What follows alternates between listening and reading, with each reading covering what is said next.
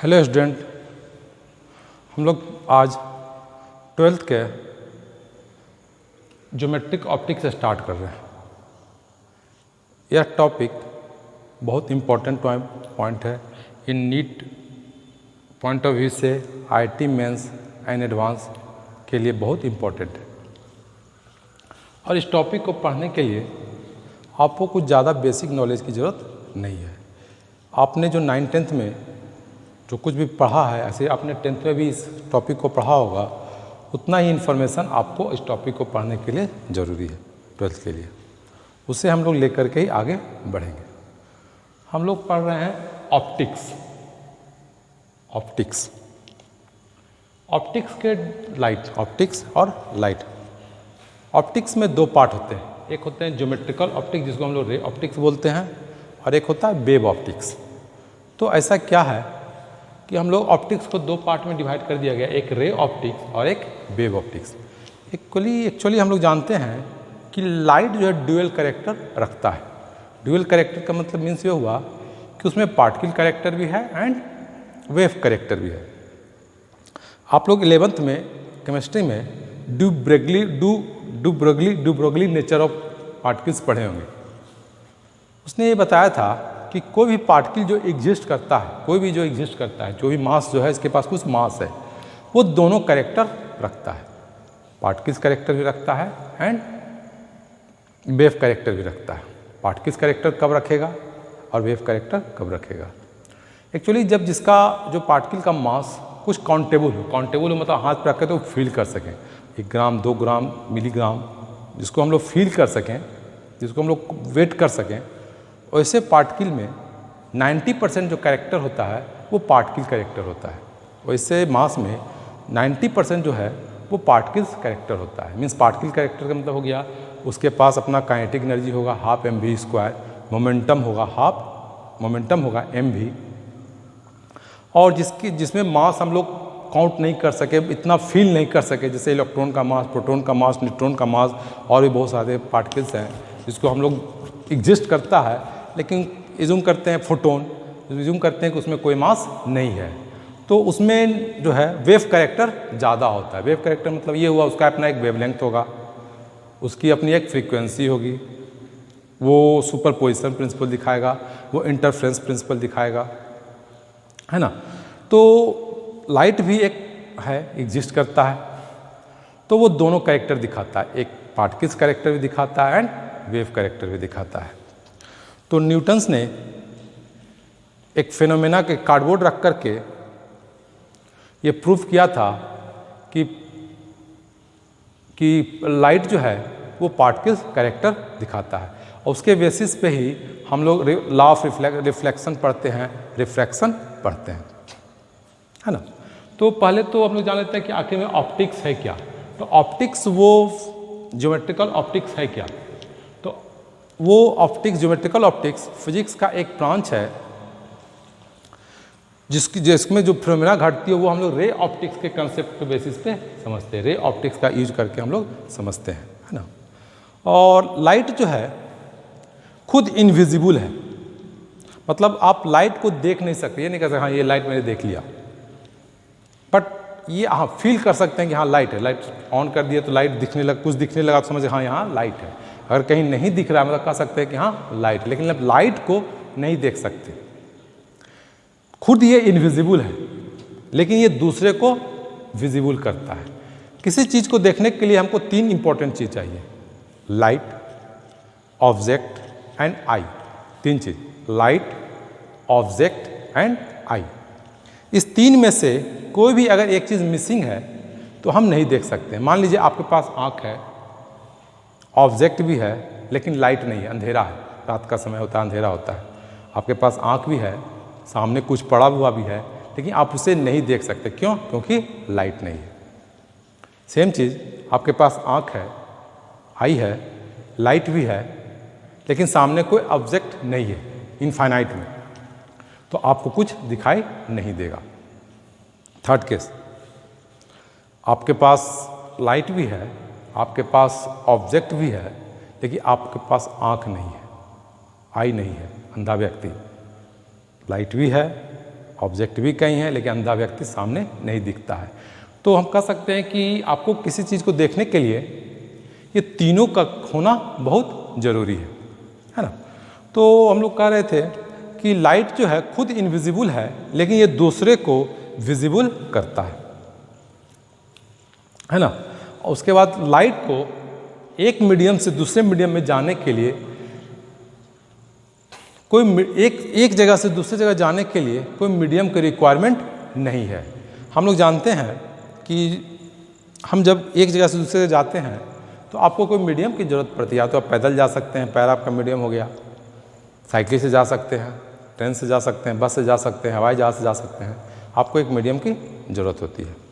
अब हम जब बोलते हैं तो दूसरे के कान में आवाज़ जाता है तो वो भी आवाज़ भी जो है वो एयर का मीडियम, वहाँ क्या हुआ, एयर का मीडियम करके एयर्स के थ्रू आवाज़ एक जगह से दूसरी जगह जाती है। अगर वैक्यूम हो जहाँ एयर कुछ नहीं हो, कुछ भी नहीं हो मीडियम, तो फिर एयर जो है एक जगह से दूसरी साउंड जो है एक जगह से दूसरी जगह नहीं जा सकता। लेकिन लाइट जो है बिना मीडियम का एक जगह से दूसरी जगह ट्रेवल कर जाता है। जैसे हम लोग जानते हैं कि अर्थ का जो एटमॉस्फेयर है, अर्थ के जो सराउंडिंग में एटमॉस्फेयर है वो कुछ किलोमीटर 50-100 किलोमीटर के ऊपर जो है एयर कुछ भी नहीं है, वो वैक्यूम है। और लाइट जो है सन से जो हज़ारों लाखों किलोमीटर ऊपर है, जहाँ वैक्यूम से होते हुए वो हमारे अर्थ सरफेस पे आ जाता है। तो हम लोग ये कह सकते हैं कि लाइट को ट्रेवल करने के लिए कोई मीडियम की ज़रूरत नहीं है ना। लेकिन जैसे आप लोग तालाब है, शांत है, उसमें आप एक पत्थर मारते हैं तो देखते होंगे एक वेव क्रिएट हो रहा है, सराउंडिंग में वेव क्रिएट हुआ, वो धीरे धीरे फैलते फैलते फैलते वो किनारे में जा कर के ख़त्म हो जाता है। तो वेव जो क्रिएट हो रहा है उसे भी एक जगह से दूसरी जगह, जो बाहर की ओर जो जा रहा है, एक जगह से दूसरी जगह जा रहा है, तो वो हम मीडियम की ज़रूरत है। वो मीडियम क्या है, वो वाटर जो है मीडियम का काम कर रहा है। आप रस्सी बांध लीजिए और रस्सी को मूव कराइए, देखिएगा एक वेव क्रिएट होगा और वो इस तरह से मूव करेगा, इस तरह से मूव करेगा। तो वेव जो एक पोजीशन से दूसरे पोजीशन जा रहा है वहाँ मीडियम क्या हुआ, रस्सी का जो मटेरियल है वो मीडियम का जरूरत पड़ता है। तो हम लोग कह सकते हैं कि मैकेनिकल वेव जो है वो हम लोग साउंड में पढ़े होंगे आप लोग 11th में, मैकेनिकल वेव को एक पोजीशन से दूसरे पोजीशन में जाने के लिए मीडियम का रिक्वायरमेंट नहीं होता है। लेकिन जो नॉन मैकेनिकल वेव है उसे एक पोजीशन से, या और इलेक्ट्रोमैग्नेटिक वेव, उसे एक पोजीशन से दूसरे पोजीशन में जाने के लिए कोई ज़रूरत नहीं है मीडियम का, वो विदाउट मीडियम भी ट्रेवल कर सकते हैं। सबसे अच्छा एग्जाम्पल लाइट है। फिर हम लोग जो डे टू डे लाइफ में देखते हैं, जो कलर देखते हैं, green colour, blue colour, white, red, black, infrared colour जो देखते हैं, विजिबल रीजन जिसको हम लोग बोलते हैं विजिबल रीजन, वो जनरली एग्जिस्ट करता है अप्रॉक्स 4000 एंगस्ट्रम से लेकर के अप्रॉक्स 7000 एंगस्ट्रम के बीच में। 4000 एंगस्ट्रम से लेकर के 7000 एंगस्ट्रम के बीच में एग्जिस्ट करता है। जो भी हम लोग डे टू डे लाइफ में जो कलर देखते हैं, ब्लू कलर, येलो, जो कुछ भी दिखता है, और वो दिखता है किसी कारण से, लाइट वेव के कारण से। लाइट जब वेव है तो उसके पास एक वेवलेंथ होगा, लैम्डा होगा। तो जो कुछ भी हम देखते हैं, colour, black colour, blue colour, वो सब इसी वेवलेंथ के रेंज में एग्जिस्ट करता है। अब हम जानते हैं E is equal to SC by lambda, और यहाँ से हम लोग कह सकते हैं E जो है directly inversely proportional to 1 by lambda. तो जिसका लेमडा ज़्यादा होगा, उसकी एनर्जी कम होगी, और जिसका लेमडा कम होगा उसकी एनर्जी ज़्यादा होगी, और जिसका लेमडा कम होगा उसका एनर्जी ज़्यादा होगी, और जिसका लेमडा ज़्यादा होगा उसकी एनर्जी कम होगी। अब यहाँ देखिए बहुत तरह के वेव हैं। 4000 से बिलो भी वेवलेंथ है। जब 4000 से बिलो की ओर जाएंगे हम, जैसे जैसे जाएंगे तो लेमडा कम हो रहा है। जब लेमडा कम होगा तो ये एनर्जी क्या होगी, उसकी बढ़ेगी। तो इस साइड जो है हम लोग एक्सरे एग्जिस्ट करता है, एक्सरे, अल्ट्रा वायलेट रे, तो ये सब हाई एनर्जी रे है या वेव है, क्योंकि इसका वेवलेंथ कम होता है। अल्ट्रा वायलेट हम लोग जानते हैं कि गर्मी के दिनों में बोला जाता है कि घर से बाहर नहीं निकलिए, निकलिए तो बस ज़रूरत के लिए निकलिए, ज़्यादा देर आप धूप में नहीं रहिए। क्यों? क्योंकि जो सन से जो रे आ रही है उसमें अल्ट्रा वायलेट रे रहता है। अल्ट्रा वायलेट रे का मतलब उसके पास एनर्जी ज़्यादा है। तो ज़्यादा एनर्जी है तो आप अर्थ सन के कांटेक्ट में ज़्यादा समय तक रहिएगा तो आपके जो स्किन है उसे डैमेज कर सकता है, जला देता है। इसलिए ये बोला जाता है कि आप अल्ट्रा वायलेट रे के सन में ज़्यादा देर तक नहीं रहिए गर्मी के मौसम में। एक्सरे हम लोग जानते हैं कि एक्सरे का यूज कहाँ होता है। जब आपका पैर कहीं एक्सीडेंट हो गया, पैर हाथ कुछ टूट गया, तो कहाँ पे एक्चुअल फ्रैक्चर है, किस पोजीशन पे फ्रैक्चर है, उसको पता लगाने के लिए हम लोग क्या करते हैं, एक्सरे करते हैं। हाई एनर्जी है, बहुत हाई एनर्जी। आप लोग कहीं किसी ने कराया होगा तो ऐसा नहीं होता है कि आप जाते हैं आपको एक्सरे में कंटिन्यू बैठा दिया जाता है 1 मिनट 2 मिनट 4 मिनट के लिए। हम लोग देखते होंगे कि गए हमको एक्सरे कराना है तो वो पूरा सेटअप तैयार करता है, पूछता है कहाँ पे कराना, पैर पे, हाथ पे, जहाँ पे भी कराना है उस हिसाब से वो अपना सेटअप तैयार करता है। अगर पैर टूटा हुआ है तो वो एक्सरे जहाँ से निकलेगी रे वो वहाँ पे आपको पैर को रख देता है। पैर को आपको बोलता है इस तरह से लेट जाइए कि वो एक्सरे के लाइन में आपका पैर आ जाए, और वो बस 2 3 4 सेकंड के लिए ही वो लाइट जो है आपके पैर से क्रॉस कराता है, तो वो स्किन पे आ जाता है आपका कहाँ पे एक्चुअली टूटा हुआ है। वो ज़्यादा समय तक आपको शरीर से एक्सरे क्रॉस नहीं कराता है।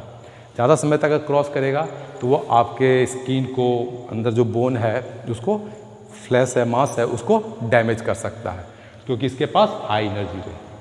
उसी तरह से हम लोग जब इधर की ओर जाएंगे, लेमडा जब ज़्यादा होगा, जब लेमडा जब ज़्यादा होगा तो ऑटोमेटिकली एनर्जी क्या होगा, कम होगा। तो एनर्जी जब कम होगा तो इस तरह के वेव जनरली हम लोग बोल सकते हैं microwave, microwave, radio wave, TV का वेव, है ना, ये सब है। तो हमारे चारों ओर हमें दिखता है खाली है, लेकिन हमारा पूरा जो चारों ओर है सिर्फ वेव ही वेव है। और वेव जो होता है लो एनर्जी वेव होता है, जो हमारे शरीर को डैमेज तो करता है। जैसे जानते हैं कि पक्षी उक्षी बहुत जो थे पहले रहते थे, अब कौवा मैना ये सब बढ़ गए। क्यों? क्योंकि सराउंडिंग, क्योंकि उसके पास एनर्जी कम है। और वो ये छोटा एनर्जी कम वेव भी जो है पक्षी उक्षी के लिए डेंजरस है। हमारे लिए तो उतना डेंजरस नहीं, फिर भी डेंजरस है, लेकिन उतना डेंजरस नहीं है जितना ये एक्सरे अल्ट्रा वायलेट रे डेंजरस है। तो हम लोग कह सकते हैं कि जैसे जैसे लेमडा बढ़ेगा तो एनर्जी जो होगा लो एनर्जी वेव होगा। तो हम लोग ये बस ये कहना है कि यहाँ पे जो डे टू डे लाइफ में हम लोग देखते हैं लाइट को, जो हमको चैप्टर में देख रहे हैं, वो हमको इसी में पढ़ना है। 4000 एंगस्ट्रम से 7000 एंगस्ट्रम के बीच में ही पढ़ना है ना। अब एक और पॉइंट है, light always travel in straight line.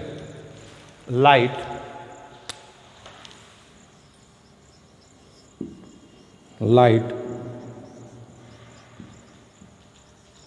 always travel in a straight line,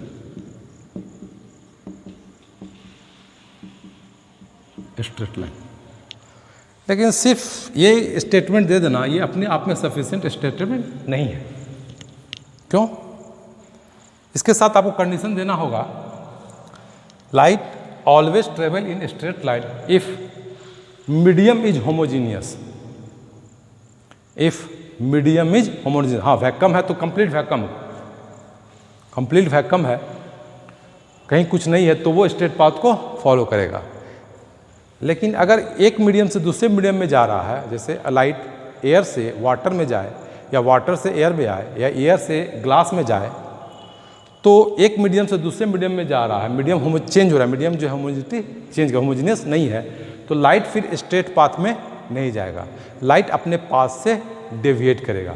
तो हम लोग कह रहे थे कि ये जब स्टेटमेंट है light always travel in a straight line, तो इसके लिए आपको कंडीशन देना पड़ेगा।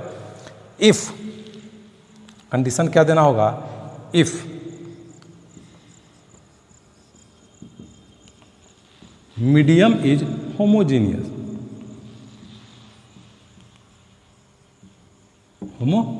Medium is homogeneous.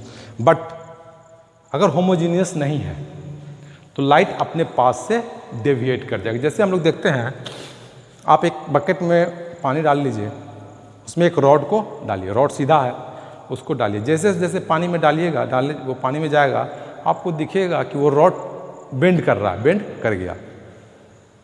तो रॉड जब निकालेंगे तो रॉड तो हमें सीधा दिखेगा, फिर पानी में डालेंगे तो रॉड में बेंड दिखेगा। तो एक्चुअल में रॉड बेंड नहीं हो रहा है, वो क्या हो रहा है, लाइट बेंड कर रहा है। एक मीडियम से जब दूसरे मीडियम में जा रहे हैं तो लाइट जो है वो बेंड कर जाता है।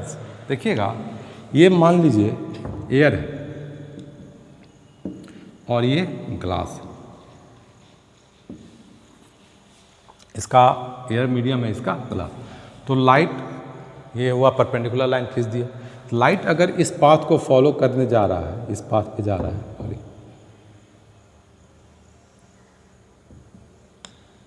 तो लाइट जैसे ही एक एयर से मीडियम में इंटर करेगा तो इसे जाना तो चाहिए था इस पाथ को फॉलो, स्ट्रेट जो जा रहा था स्ट्रेट पाथ को जाएगा, लेकिन चूंकि मीडियम चेंज हो गया तो अब ये इस पाथ को ना जा करके ये दूसरे पाथ को फॉलो करे, वो इधर की ओर चला जाएगा। ये जो है नॉर्मल की ओर थोड़ा सा बेंड कर जाएगा। क्यों? क्योंकि अब मीडियम जो है चेंज कर गया।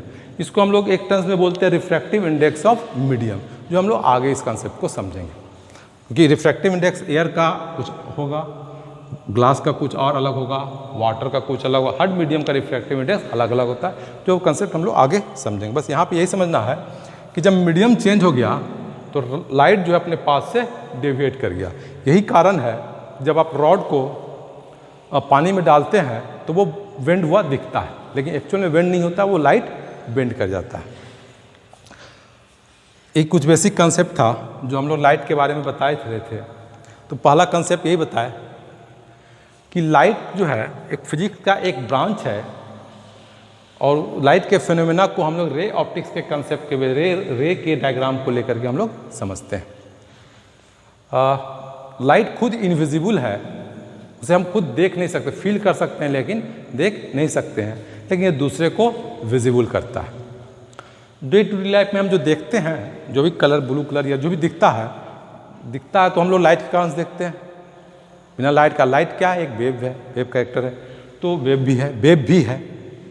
तो वो जो रेंज एग्जिस्ट करता है, जो भी वेवलेंथ है, तो वो 4000 से 7000 एंगस्ट्रॉम के बीच में एग्जिस्ट करता है। डे टू डे लाइफ में हम देखते हैं उससे ज़्यादा भी होगा, ज़्यादा होगा, जब वेवलेंथ ज़्यादा होगा तो एनर्जी कम होगा, तो जनरली माइक्रोवेव, रेडियो वेव इस रेंज में एग्जिस्ट करता है।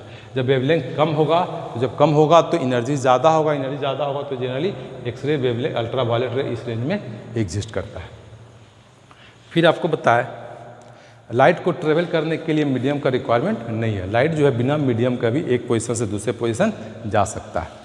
फिर आपको बताया कि लाइट जो है स्ट्रेट पाथ को फॉलो करता है, condition if medium is homogeneous, and if medium is not homogeneous light will deviate from its path, है ना। एक एयर से when light will enter from air to glass और air to water, then its path will change or path will deviate. And same thing, last point, light is an electromagnetic wave.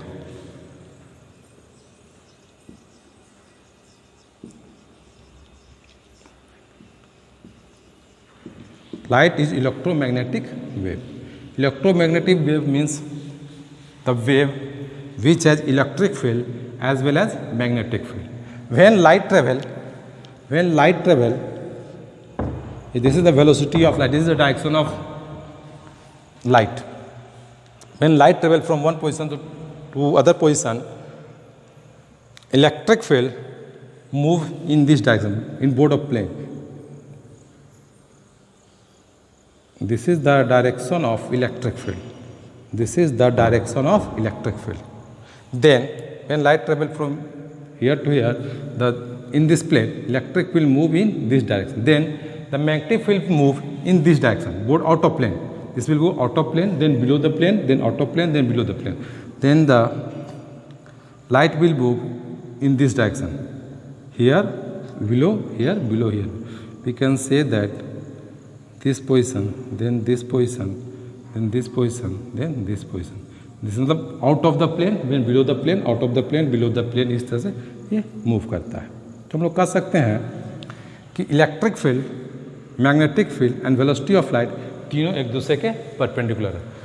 Light इधर की ओर travel कर रहा है, light जो है इधर की ओर ट्रेवल कर रहा है, मैग्नेटिक फील्ड का जो डायरेक्शन है वो इधर की ओर है, वो इस प्लेन के ऊपर राइट इधर की ओर है।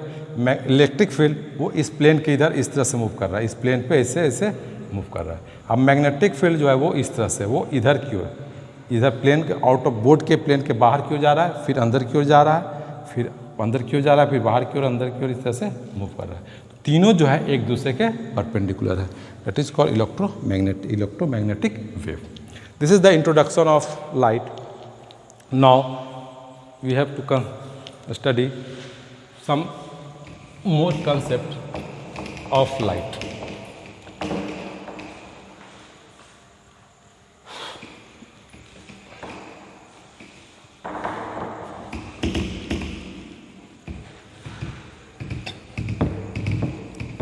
Beam, light beam.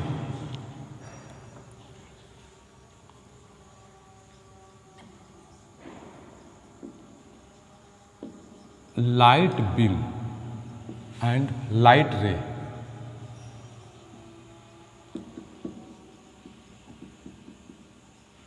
Light beam and light ray. What is light beam and what is light ray? जब हम लोग टॉर्च जलाते हैं, ये कुछ टॉर्च है तो उससे लाइट निकल रहा है और इसी लाइट का यूज करके हम किसी ऑब्जेक्ट को देखते हैं।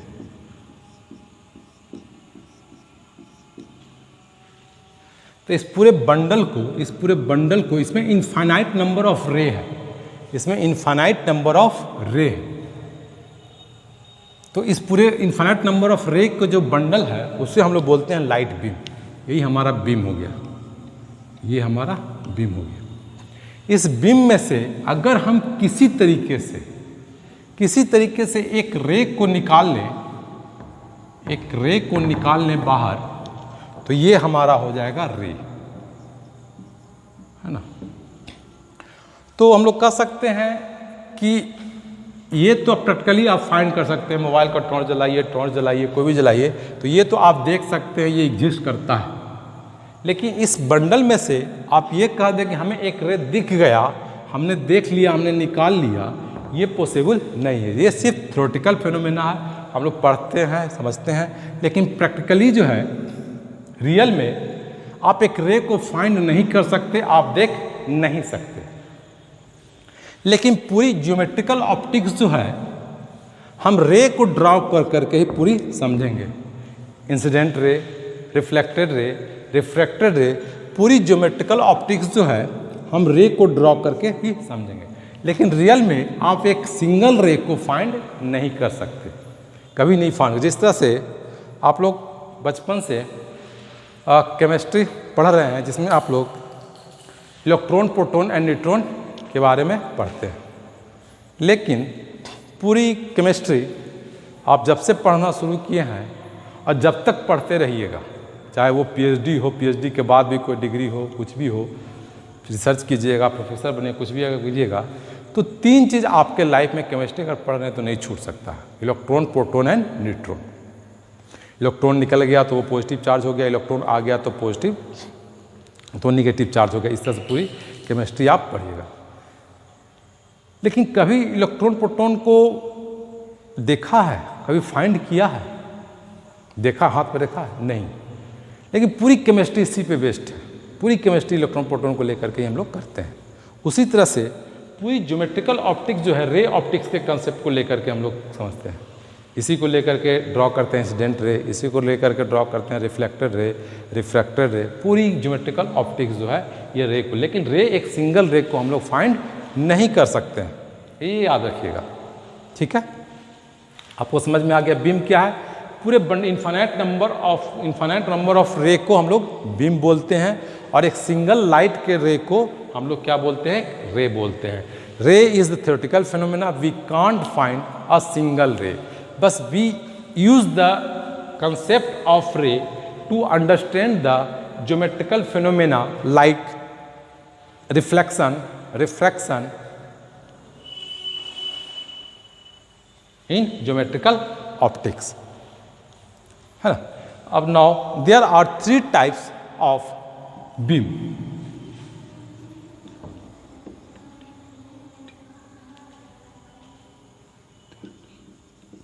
There are 3 types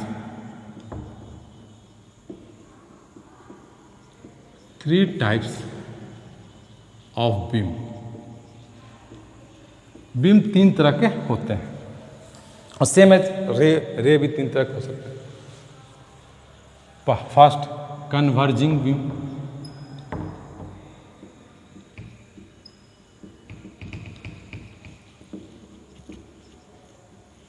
कन्वर्जिंग आपको नाम समझ.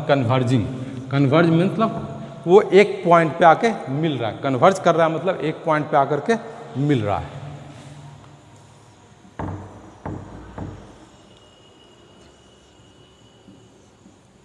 एक पॉइंट पे आकर के कहीं मिल रहा है.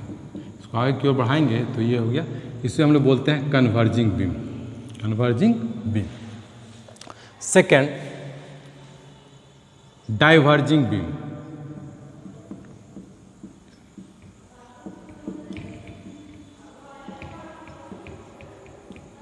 डाइवर्ज मतलब एक पॉइंट से वो डाइवर्ज कर रहा है, वो बाहर की ओर निकल रहा है. तो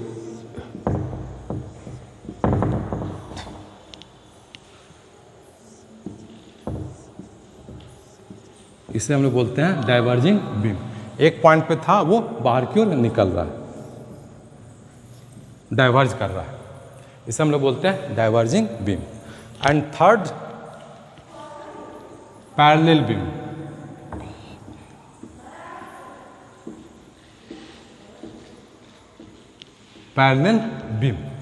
पैरेलल बीम्स मतलब